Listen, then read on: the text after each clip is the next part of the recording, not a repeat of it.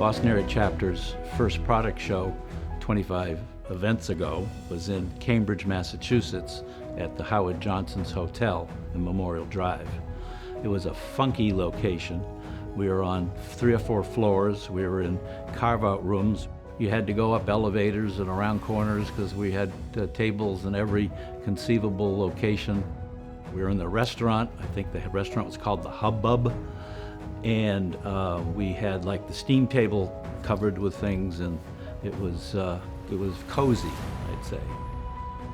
Well, I don't remember the exact tonnage of shrimp that were served in the early shows or how that's grown, but I do remember that the food budget was always an important aspect of the planning and the budget for the show. But there was more to the food than just the shrimp. There was carved roast beef, there were great appetizers, there were bars, and one of the things we did is we had to spread them out throughout the Howard Johnson in the early years. Vendors' tables were in many different rooms, so it was important to have food stations throughout the show so that people wouldn't concentrate on just one room. I was a board member in 1999 and took over responsibilities for the ISPE product show. And the first thing that I wanted to do when I took over for the show was to move it. The move was because we ran out of space at Hojo's in Cambridge. All the vendors were on 3 separate floors. Parking was a logistical nightmare. The last year we were at Hojo's, we took over the Bisuteki Steakhouse, where we covered the table, we covered the ovens, and vendors had their products displayed on the oven tops. So my co-chair and I looked around Boston for a venue. With our budget, we couldn't find anything close to Cambridge. So we ended up in Waltham at the Marriott. The Marriott gave us ample parking, which was great, 1 large room for all of our suppliers to be. Also, at that time, we were able to sell some premium booth space, which was great. We actually kept the colossal shrimp, which made everybody happy. And then we added the keynote speaker for the first time in '99, which was a huge draw. Educational sessions for ISPE, like most professional societies, are really the glue. Educational sessions were fantastic in 2 ways. The vendor community had access to the client community, so they could present technical papers, product information, and on the receiving end, if you were a client, you were on the cutting edge of what was coming into the industry.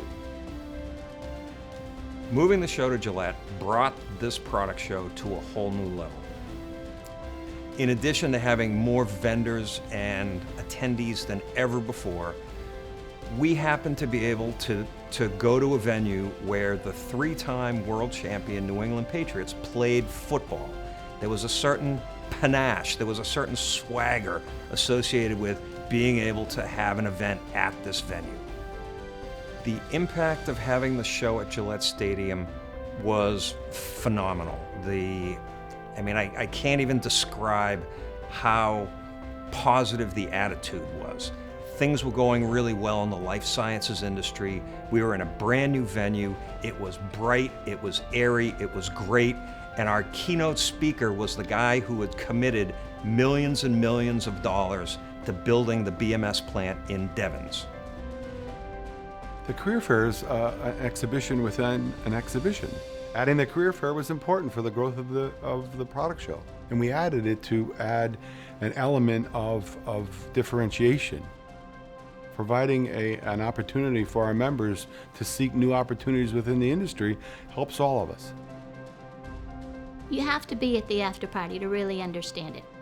After a whole day at the show, and most of us are so tired, going to the after party was just absolutely fabulous. And the first year, when we had it at CBS Scene, we invited Gerard Mayo, a New England Patriots player, to come. Surprisingly, he got hurt Sunday before our Wednesday event, and he had Rob Gronkowski fill in for us. Rob is just a lot of fun, and he made our first after party really special. So when I think about what made the event successful the past 25 years, it was the initiative shaped by the product show chairs, who kept what was successful, smoothed out what was rough, and discarded what would hurt. And that's how I approached the job. And while the show has gotten to record levels in recent years, It would not have been without the hard work of my predecessors and their committees. Without their inspiration, we wouldn't have added electronic registration for attendees and exhibitors, started the Champions for Charity, and built the show to the size and breadth that it is today. And that's what makes me really excited about the next 25 years, because the Product Show Committee is adding new members who are coming each with their own great ideas on how to make the show bigger and better every year. Cool, let's go.